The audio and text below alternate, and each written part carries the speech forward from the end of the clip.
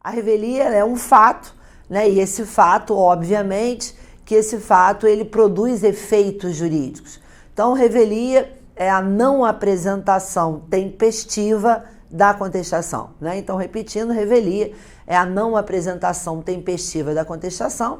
A revelia é um fato e esse fato, obviamente, como vai ser demonstrado aqui, ele produz efeitos. Somente adequando ao procedimento comum previsto no CPC de 2015, vejam comigo que é possível a um réu comparecer à audiência. O réu ele vai à audiência do 334, mas posteriormente ele não apresenta a contestação dentro do prazo legal. Não obstante esse réu ter comparecido à audiência, esse réu ele é revel, porque ele não contestou dentro do prazo legal. Como nós podemos ter o contrário? Aquele réu que deixa de comparecer à audiência, ele não comparece à audiência, obviamente o não comparecimento à audiência vai implicar em multa, a não ser que esse não comparecimento ele seja justificado, mas o não comparecimento à audiência implica em multa. Comparecer à audiência do 334, como nós já vimos aqui, é um dever processual, imposição de multa nos termos do 334, parágrafo 8º, mas nada obsta que esse réu que deixou de comparecer à audiência, dentro do prazo, esse réu apresentou a contestação. Então, se ele deixa de comparecer à audiência, mas dentro do prazo esse réu contesta, esse réu não é revel. Como será visto também que pode ser que esse réu ele se utilize de outras modalidades e essas outras modalidades venham a impedir o efeito da revelia. Como, por exemplo, um réu que deixa de contestar, mas apresenta uma reconvenção conforme será examinado.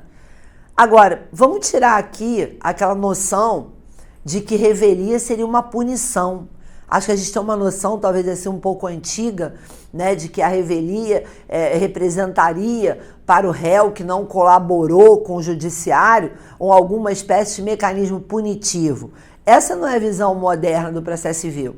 Doutrina, jurisprudência, legislação trabalharam com o objetivo de mitigar os efeitos da revelia.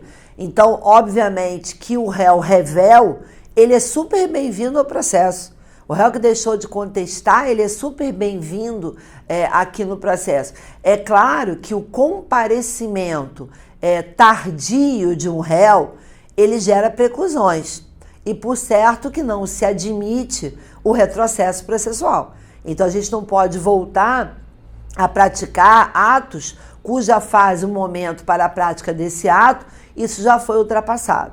Então, voltando, como eu dizia, a revelia é um fato, esse fato produz determinados efeitos e a revelia é a não apresentação tempestiva especificamente da contestação. Daí, com essas ideias, a gente traz aqui o artigo 344 do Código de Processo Civil.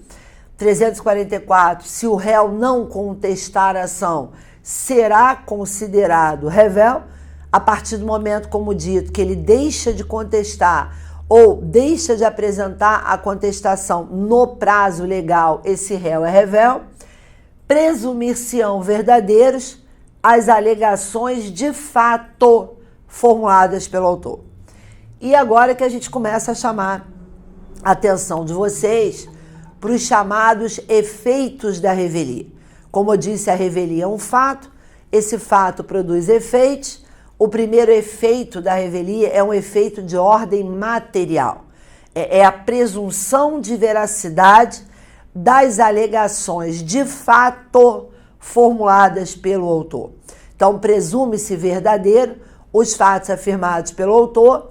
Essa presunção é uma presunção relativa, não é uma presunção absoluta, né? Presume-se verdadeiros, mais uma presunção relativa, ou seja, admite-se, como será aqui explicado, a demonstração em contrário. Então, o primeiro efeito da revelia é um efeito, como está sendo dito, de ordem material, é a denominada confissão ficta. Presume-se verdadeiros os fatos afirmados pelo autor, se o réu, dentro do prazo legal, não apresentar a contestação, pelo menos como uma regra. Agora, a parte que eu quero que vocês prestem atenção comigo nesse dispositivo legal é porque presume-se verdadeiros as alegações de fato formuladas pelo autor. A revelia é um fato, ela gera uma presunção fática. Não há presunção no que diz respeito ao direito. Se o autor afirma ser titular de determinado direito, não obstante o réu ser revel, quanto ao direito, não há presunção de veracidade. Logo, se não há direito assegurado ao autor, nada obsta que, não obstante o réu tenha sido revel, o pedido formulado pelo autor ele seja julgado como? Ele seja julgado improcedente. Então, cuidado, estou chamando a atenção para um detalhe do artigo. A revelia, ela gera uma presunção fática. Presume-se verdadeiros os fatos. Inclusive, eu chamo a atenção dessa importante questão aqui para vocês. Reputam-se verdadeiros somente os fatos. A matéria jurídica não é alcançada por esse efeito. Então, como foi dito, se o autor afirma ser titular de certo direito, se esse direito não existe ao autor, não há presunção decorrente, obviamente, da revelia. Então, a revelia é uma presunção fática, é o primeiro efeito. Acontece que nós temos que examinar no artigo 345 do CPC em que situações, não obstante o réu ser revel, ele não irá suportar os efeitos da revelia. Então, é um caso em que o réu ele deixa de contestar, não há a apresentação tempestiva da contestação, mas mesmo assim esse réu não suportará os efeitos da revelia. Não excluindo, gente, a que não obstante o réu seja revel, o juiz deverá fazer um exame da presença dos pressupostos, da legitimidade, do interesse, porque são matérias que, independente da apresentação da contestação do réu, são matérias que o juiz está autorizado a delas conhecer de ofício.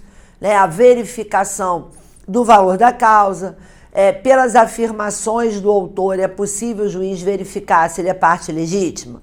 Pelas afirmações do autor, é possível o juiz verificar se há interesse? Se a prestação jurisdicional é necessária, se a via utilizada é adequada, se ele é competente, se os pressupostos estão preenchidos. Então, a primeira questão, antes da gente entrar na revelia, é que o fato do réu ser revel não vai afastar, obviamente, o exame daquelas matérias que o juiz de ofício está autorizado a delas conhecer. Mas, como nós chamamos a atenção aqui, existem mitigações à eficácia da revelia. E essas mitigações à eficácia da revelia, elas estão regulamentadas no artigo 345 do Código de Processo Civil. A revelia não produz o efeito mencionado no 344. Que efeito é esse? A confissão ficta, como foi dito aqui, a presunção de veracidade. Inciso 1. Havendo pluralidade de réus, algum deles contestar a ação. Como nós havíamos explicado, nos casos de litisconsórcio passivo, pelo artigo 345, inciso 1, se um dos litisconsortes contestar a ação, ele impediria o efeito da revelia. Ocorre que nós precisamos, nesse dispositivo legal, recordar algumas considerações. Quando a gente estuda litisconsórcio, nós aprendemos o chamado princípio da independência dos litisconsortes. Os litisconsortes serão considerados, nas relações com a parte adversa, como litigantes distintos. Atos e as omissões não prejudicam e não beneficiam.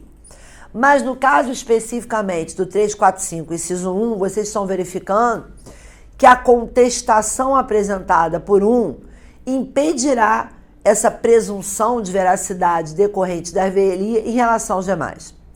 Ocorre que nós precisamos analisar determinadas questões com cautela. A primeira delas é que num caso de litisconsórcio unitário, ou seja, naquelas hipóteses, como aqui verificado, em que o juiz ele é obrigado a proferir a mesma decisão para todos os litigantes, se o juiz é obrigado a proferir a mesma decisão para todos os litigantes, um dos litigantes somente contesta, repito, litisconsórcio unitário. Um dos litigantes só vai lá e apresenta a contestação, os demais não apresentam. Vamos supor, 3 réus. 3 réus, os 3 foram validamente citados. Só para a gente juntar com o assunto que eu havia falado no início, os 3 estão validamente citados, os 3 réus comparecem à audiência, não ocorre a autocomposição, decorre o prazo para contestar e somente um deles é que apresenta a contestação. E aí, no caso do litisconsórcio unitário, a contestação apresentada por um impedirá o efeito da revelia em relação aos demais. Acho que não fica difícil da gente entender isso, porque se o litisconsórcio é unitário, o juiz é obrigado a proferir a mesma decisão, considerando que a presunção da revelia não é absoluta, é uma presunção relativa. A partir do momento que há contestação de um e a contestação de um é capaz de afastar essa presunção de veracidade, obviamente que os demais, como diz o 345, inciso 1, irão se beneficiar dessa contestação que foi apresentada. Agora, recordando, nos casos do litisconsórcio simples também denominado de litisconsórcio comum, não há obrigatoriedade pelo juiz dele proferir a mesma decisão. Então, nos casos do litisconsórcio simples, apesar disso não constar do dispositivo legal, o que nós temos que entender aqui? Que se o litisconsórcio é simples e somente um dos litisconsortes tem apresentado a contestação, vou mudar agora para você, tá? E aí, de novo, dentro daquilo que eu havia falado no início. São validamente citados, não comparecem à audiência, não têm preposto, simplesmente deixam de comparecer à audiência, são multados pelo não comparecimento à audiência. Repito, 3 réus validamente citados, mas um deles vai lá e contesta. Não compareceu à audiência, mas não há revelia, porque esse um deles apresentou a contestação. Os demais, sim. O que contestou, não. Só que esse que contestou, não obstante ser um litisconsórcio simples, ele apresenta uma defesa comum a todos. Ele acaba na contestação dele impugnando todos os fatos que são afirmados pelo autor. E como uma presunção ela é relativa, ela não é absoluta, isso acaba convencendo o juiz. Logo, a contestação apresentada por um impedirá o efeito da revelia em relação aos demais. Revelia haverá em relação àqueles que não deixaram de contestar, porque, como dito aqui, a revelia é um fato. Então, em relação àquele que não deixou de contestar, ele é revel. Agora, o que eles não suportarão é o efeito material da revelia, a confissão ficta, tendo em vista a contestação apresentada por um dos litisconsortes. No entanto, você deve ter prestado atenção que no caso do litisconsórcio simples, essa contestação somente aproveitou aos demais, nos casos de litisconsórcio simples, a contestação somente aproveitou aos demais, porque, como eu coloquei aqui, houve uma defesa comum a todos. Ele acabou por impugnar todos os fatos que foram afirmados na petição inicial e isso convenceu efetivamente o juiz.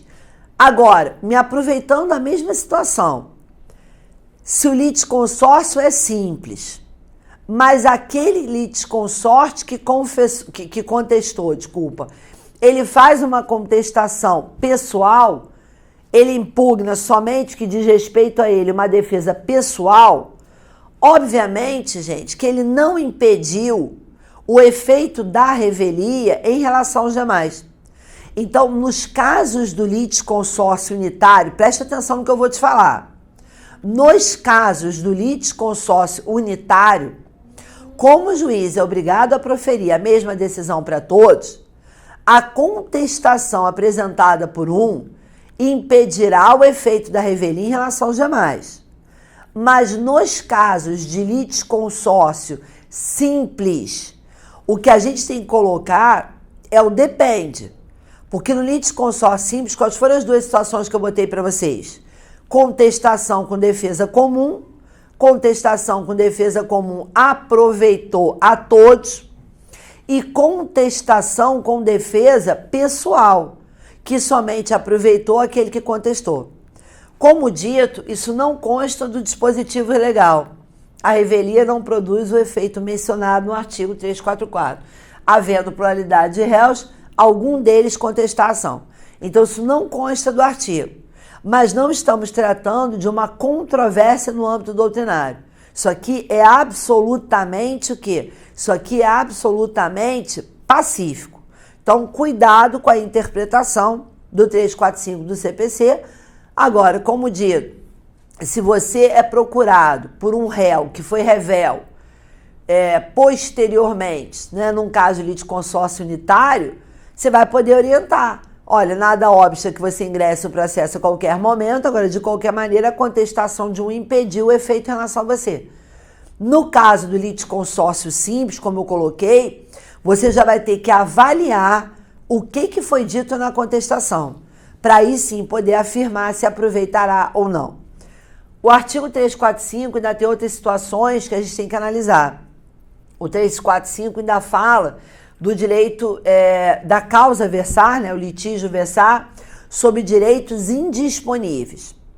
O direito indisponível é aquele em que o ato de vontade da parte não é possível, não é capaz de resultar em determinada consequência jurídica. Então, a vontade da parte, ela não interfere quando o direito é indisponível. Considerando que a vontade da parte não interfere quando o direito ele é indisponível, os direitos indisponíveis, eles não admitem a confissão ficta. Direito indisponível não admite confissão ficta. Então, ainda que o réu deixe de contestar em uma causa que verse sobre direito indisponível, não há que se falar de presunção de confissão ficta como efeito material da revelia. São direitos indisponíveis, né? O uso ao nome, alimentos entre pais e filhos. Então, ainda que o réu, nesses casos, ele deixe de contestar, não há que se falar de presunção de veracidade. Por quê? Porque a presunção de veracidade é uma confissão ficta.